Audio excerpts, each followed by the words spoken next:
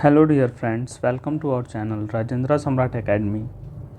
इस वीडियो में हम पढ़ेंगे NIOS के बच्चों के लिए जो चैप्टर है, जो उनकी बुक है 213 सॉरी, ठीक, उसका चैप्टर 4 पढ़ेंगे। ठीक, तो चलते हैं हम अपने चैप्टर पे।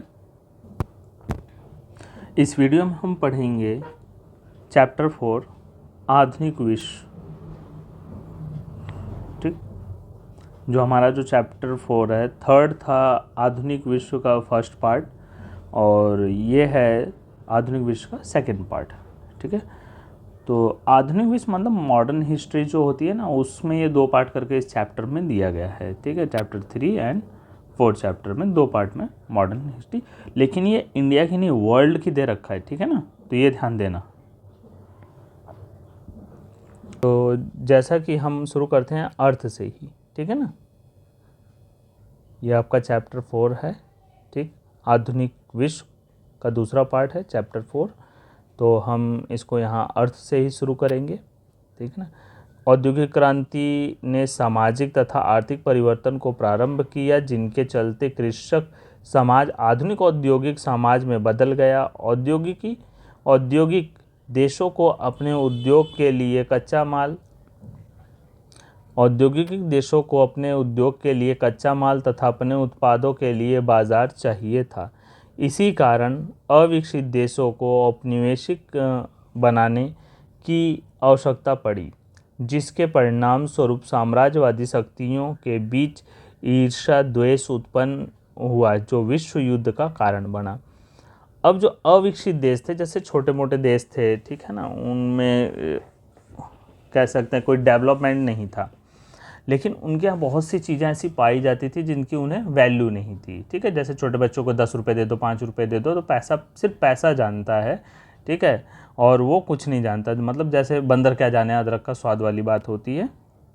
लेकिन इन्हें पता था, और इनके लिए ये क्या हो गया कि कच्चे माल का जो अविकसित देश ये कच्चे माल के स्रोत बन गए। ठीक है, अविकसित देशों में, और उपनिवेश बना लिया उसे इन्होंने, मतलब उसके यहाँ कब्जा कर लिया।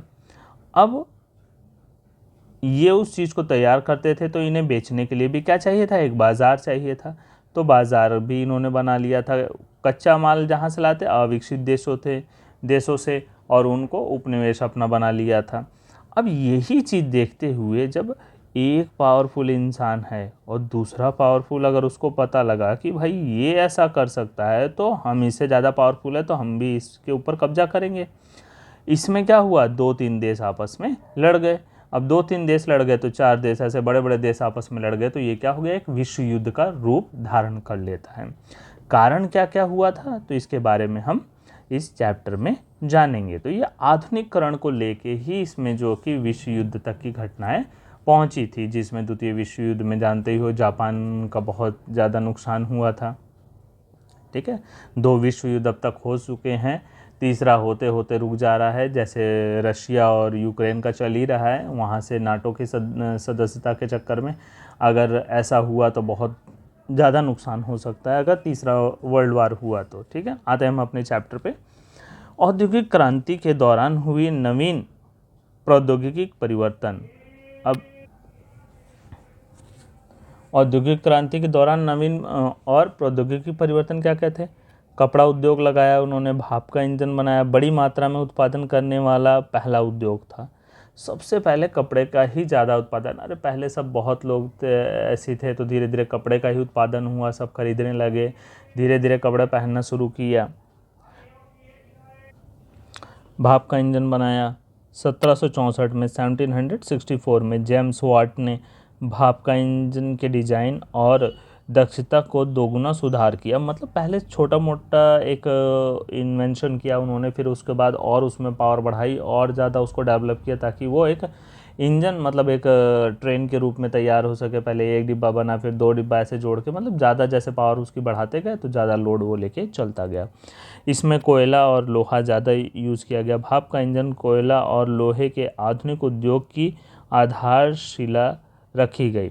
ठीक है, कोयले और लोहे के उद्योग के लिए एक भाप का इंजन था ही जो आधारशिला रखा गया। भाप का इंजन उसी पे दौड़ता था और कोयले के भरोसे दौड़ता था, पानी गर्म होता था और उस पर वो चलता था।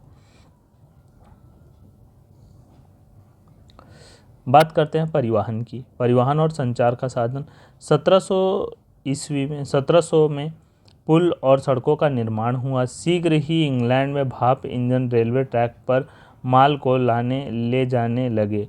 अब ये क्या हुआ, इंग्लैंड में जल्दी से ये एक प्रोसेस में आ गया और काम करने लगा, भाप का इंजन दौड़ने लगा। तथा नहरी परिवहन भी मदद मिलने लगी, नहरी परिवहन से भी मदद मिलने लगी। जो नहर वाली जो थी ना, जिसे जल यातायात से भी इन्हें मदद मिलती थी।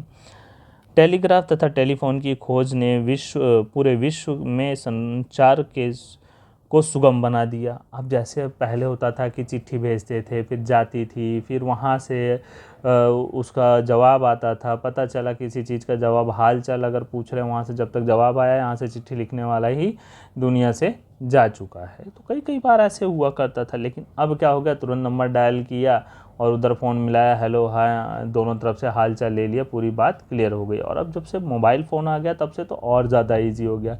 सिर्फ हम पहले सुन ही सकते थे लोगों को, लेकिन अब क्या कर सकते हैं, हम सामने एक दूसरे को देख के उसका हाल चाल, उसकी तबीयत, सब चीज़ हम एकदम कन्फर्म जान सकते हैं। जिससे क्या है कि अगर अब वीडियो कॉल जब से आई है तब से तो इंसान झूठ नहीं बोल सकता उतना, फिर भी इंसान मोबाइल पे झूठ बोलता ही है, ठीक है ना। लेकिन वीडियो कॉल जहाँ आ गई है तहाँ तो झूठ बोलने का सिस्टम लगभग कुछ कम हो गया है। अगली हेडिंग है साम्राज्यवाद और उपनिवेशवाद का उत्थान। साम्राज्यवाद का मुख्य लक्षण साम्राज्य के उपनिवेशवाद से संपत्ति का दोहन करना था। अब जितने ज़्यादा पावरफुल थे साम्राज्यवादी थे, जो समाज का विस्तार करना चाहते थे, अपने समाज की शक्ति दिखाना चाहते थे, उनका लक्षण था जो उपनिवेश था, ठीक है ना, जो मतलब एक गरीब देश था, ठीक है ना, वहाँ जो चीज़ें पाई जाती थी, जब तक ये उसकी वैल्यू समझें तो ये ज़्यादा से ज़्यादा क्या चाहते थे, उसको दोहन कर लेना, वहाँ से खींच लेना। जैसे भारत से क्या किया गया था, कपास की पैदावार, नील की पैदावार ज़बरदस्ती कराई जाती थी, बाहर से यहाँ से सारा मसाला वगैरह सब विदेश सप्लाई किया जाता था। तो ठीक इसी तरह से और जगहों से भी ये किया करते थे। अफ्रीका में साम्राज्यवाद 1880 से 1910 तक। एशिया में साम्राज्यवाद, चीन, अफीम युद्ध तथा इसकी हार। चीन में अफीम युद्ध हुआ और उसकी हार के बाद जापान, मेजी पुनर्स्थापना, मेजी जो जगह है उसका पुनर्स्थापना किया गया मेजी लोगों का 1868 में प्रारंभ हुआ। दक्षिण तथा दक्षिणी पूर्व एशिया में श्रीलंका पर पुर्तगालों का कब्जा था, जो बाद में डच तथा उसके बाद ब्रिटेन के कब्जे में आ गया था। श्रीलंका पे पहले पुर्तगालों का कब्जा था, फिर डच ने किया, फिर उसके बाद ब्रिटेन ने, क्योंकि इंडिया पे भी ब्रिटेन का कब्जा हो गया था तो उसके बाद श्रीलंका पे भी उन्होंने कब्जा कर ही लिया था।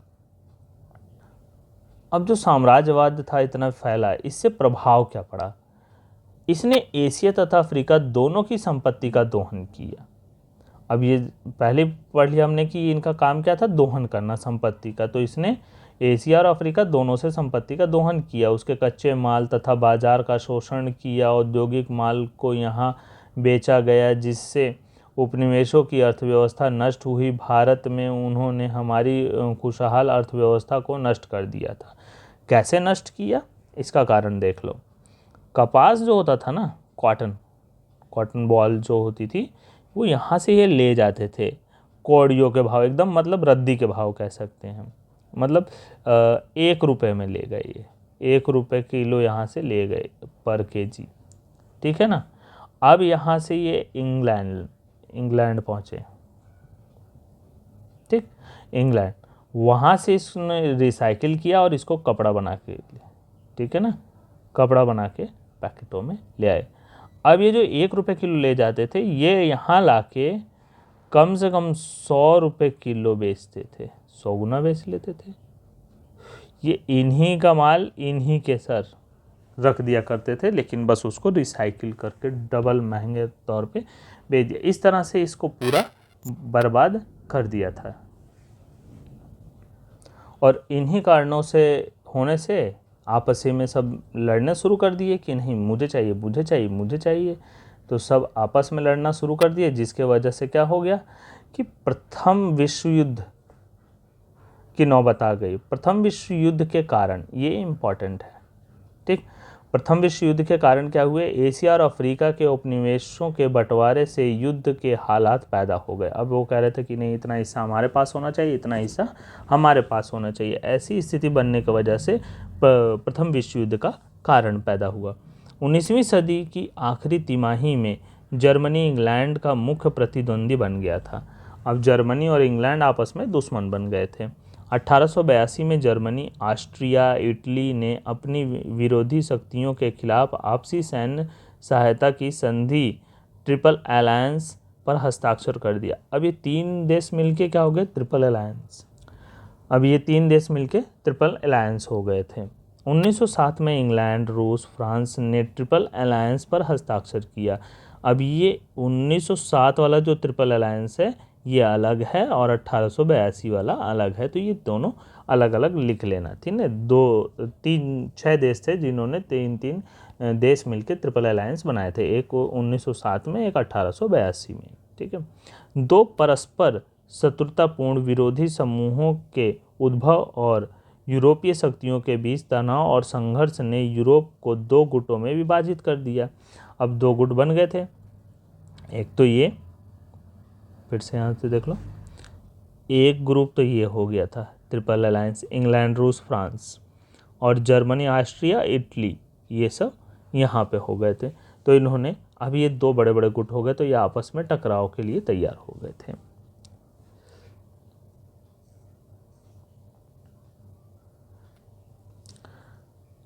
पानस्लाव आंदोलन और बाल्कन राजनीति।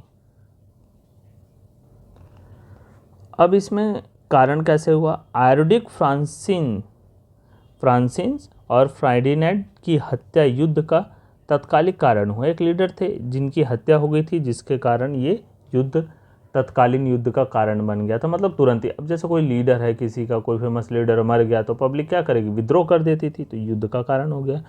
युद्ध की कार्यविधि, पहला प्रथम विश्व युद्ध 1914 से 1918 तक, मतलब 4 साल चला था।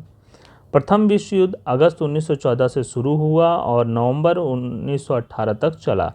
वर्ष 1917 में दो महत्वपूर्ण घटनाएं हुई। अप्रैल में संयुक्त राज्य अमेरिका का युद्ध में भाग लेना, अप्रैल में अमेरिका आया था इसमें, तथा नवंबर में रूस द्वारा युद्ध से अलग हो जाना। अप्रैल में संयुक्त राज्य अमेरिका आया था और नवंबर में रूस युद्ध से बाहर हो गया था, ठीक है। तो ये याद रखना कि मतलब 1917 में अप्रैल में अमेरिका और रूस नवंबर, ठीक, आज से अप्रैल हो गया तो अमेरिका आ गया था, ठीक है ना, और नवंबर में रूस बाहर हो गया था। प्रथम विश्व युद्ध के तत्कालीन परिणाम। अब जो ये प्रथम विश्व युद्ध हुआ उसमें तत्कालीन परिणाम क्या हुए, इसके बाद अब जब लड़ाई कहीं पे भी होती है तो उसका कोई ना कोई तो रिजल्ट आना ही आना है, तबाही होगी, बर्बादी होगी, वो तो होना ही होना। तो यहाँ क्या हुआ था, प्रथम विश्व युद्ध को दुनिया की सबसे विनाशकारी और भयावह घटनाओं के रूप में देखा जाता है। निर्दोष नागरिकों सहित 10 लाख लोगों को अपने जीवन से हाथ धोना पड़ा था। अब जब युद्ध हुआ, लड़ाई हुई, तो उसमें कौन किसको गिनता है, कौन दोषी है, कौन नहीं दोषी है, सब उसमें जो दोषी है वो भी, कहते हैं ना गेहूं के साथ घुन भी मारा जाता है, तो वही हुआ था। तो 10 लाख लोगों ने अपने जीवन से हाथ धोया था। लीग ऑफ नेशंस, यह 1920 में स्थापित प्रथम अंतर्राष्ट्रीय संगठन तथा जिसका मुख्यालय जिनेवा में रखा गया था, ये याद रखना, ठीक ना, इसको याद कर लेना, ठीक, कि जो पहला अंतर्राष्ट्रीय संगठन की स्थापना हुई थी उसका मुख्यालय जिनेवा में था और 1920 में, ठीक, तो याद रख लेना 1920 में। 2020 में जैसे आपदा आई थी ना, तो वैसे उधर भी आपदा जब आई थी तो उन्होंने एक मुख्यालय जिनेवा में रखा था। इसका मुख्य उद्देश्य दुनिया में शांति और सुरक्षा बनाए रखना था। इसका उद्देश्य भी याद रखना कि शांति और सुरक्षा बनाए रखना था, भविष्य में युद्ध रोकना, अंतर्राष्ट्रीय सहयोगों को बढ़ावा देना, अंतर्राष्ट्रीय विवादों को शांतिपूर्ण ढंग से निपटाने और सदस्य देशों में श्रमिकों की स्थिति में सुधार लाना था। ये सारा इसका उद्देश्य था। क्या क्या था? भविष्य में युद्ध को रोकना, अंतर्राष्ट्रीय सहयोग को बढ़ावा देना, अंतर्राष्ट्रीय विवादों को शांतिपूर्ण ढंग से मतलब बात से निपटारा करना, सदस्य देशों में श्रमिकों की स्थिति में सुधार लाना। दो विश्व युद्धों के बीच दुनिया। अब जब दूसरा विश्व युद्ध हुआ तो उसके बीच की दुनिया क्या थी? एक फांसीवाद और एक नाजीवाद। नाजीवाद के बारे में एनसीईआरटी में पढ़ाया गया। हिटलर का जो था, इंग्लैंड और फ्रांस को भी गंभीर आर्थिक संकटों, अभावों और बेरोजगारी का सामना करना पड़ा था। सोवियत संघ दुनिया के पहले समाजवादी देश के रूप में उभरा था।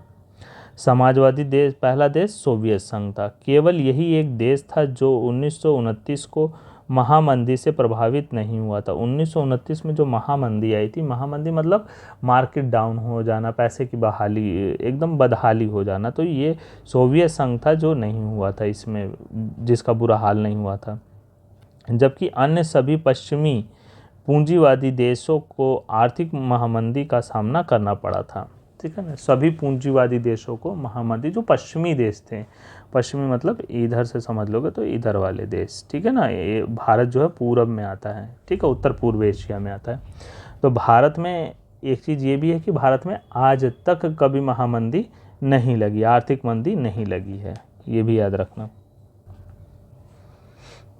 भारत में ऐसी स्थिति लेकिन आ गई थी, पर उस टाइम हमारे जो प्रधानमंत्री थे, पूर्व प्रधानमंत्री मनमोहन सिंह, उन्होंने इसे अच्छी तरह से संभाला, क्योंकि वो आर्थिक एक तरह से इकोनॉमिक में बहुत अच्छे पीएचडी किए हुए हैं, बहुत अच्छी तरीके से पढ़े हुए हैं। उन्होंने देश को उस टाइम में संभाला, जिसे आज तक कभी भारत पे ऐसा क्लेम नहीं लगा कि जो आर्थिक मंदी में आया हो।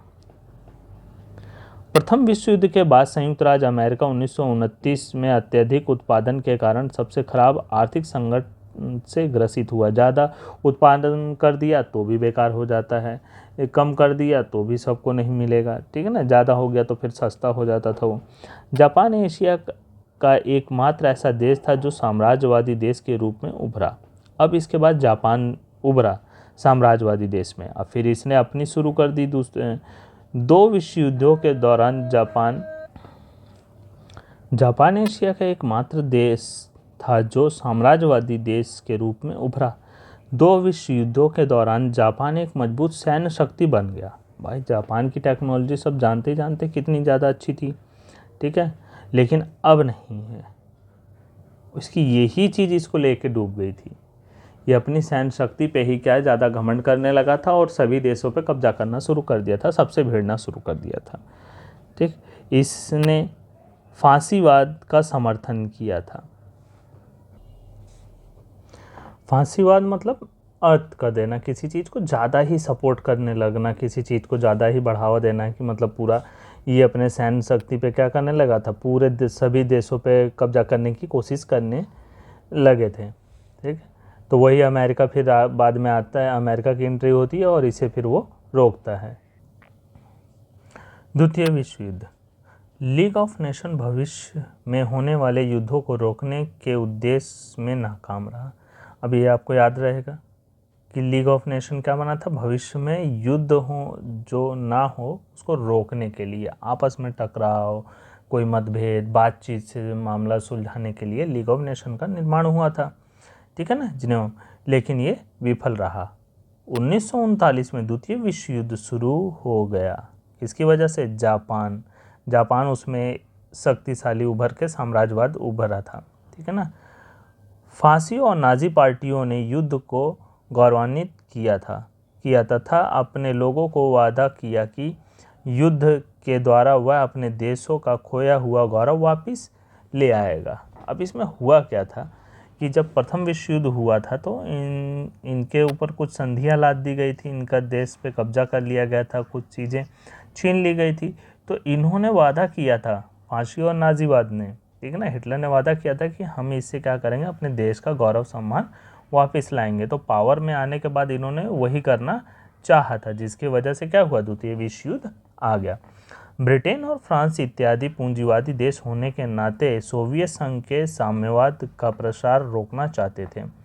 ठीक है, अब ये इसका जो सोवियत संघ का प्रसार था इसको रोकना चाहते थे ब्रिटेन और फ्रांस मिलके। इनकी वजह से ये आपस में टकराव होने लगा था। इसीलिए उन्होंने इटली तथा जर्मनी के पक्ष में एक सुव्यवस्थित नीति अपनाई, जिसे तुष्टीकरण की नीति कहा गया, मतलब सुधार की नीति कहा गया। इन्होंने एक नीति अपना ली, वो नीति तुष्टीकरण नीति अपनाई गई। किसके इन्होंने इटली तथा जर्मन के पक्ष में, ठीक है ना, और ब्रिटेन फ्रांस ने, और किसके खिलाफ, सोवियत संघ के खिलाफ। ठीक है, तो इतना याद रहेगा। अब जब युद्ध हुआ तो उसका परिणाम फिर से वही बुरा होना था। सितंबर 1945 को युद्ध समाप्त हुआ। जर्मन यहूदियों को या तो मार दिया गया या फिर उन्हें यात्रा शिविरों में भेज दिया गया, मतलब जहां उनके ऊपर अत्याचार किए गए हों। जापानी शहरों हिरोशिमा और नागासाकी पर परमाणु बम गिराया गया, जिसमें शहर लगभग पूरी तरह नष्ट हो गया था। फैटमैन और लिटिल बॉय, ठीक है ना, ये 2 बम थे। एक हिरोशिमा पे गिराया गया था और नागासाकी पे 6 और 9 मई को गिराया गया था। संयुक्त राज्य अमेरिका तथा सोवियत संघ 2 महाशक्तियों के रूप में उभरे। अंतर्राष्ट्रीय शक्ति व सुरक्षा बनाना एक मुख्य उद्देश्य बन गया। अब इसमें 2 महाशक्ति हुई, एक संयुक्त राज्य अमेरिका और एक सोवियत संघ, 2 महाशक्ति, 2 गुट में देश पूरा बट गया। ठीक है ना, अब एक ये दोनों आपस में टकराव में हो गए और देश में शांति का उद्देश्य इनका ज़्यादा हो गया था कि शांति सुरक्षा लाई जाए। तो यही था चैप्टर। इसी के साथ ये चैप्टर आपका समाप्त होता है। उम्मीद है आपको चैप्टर समझ आया होगा। ठीक है, मिलते हैं हम नेक्स्ट चैप्टर में। Okay, bye student.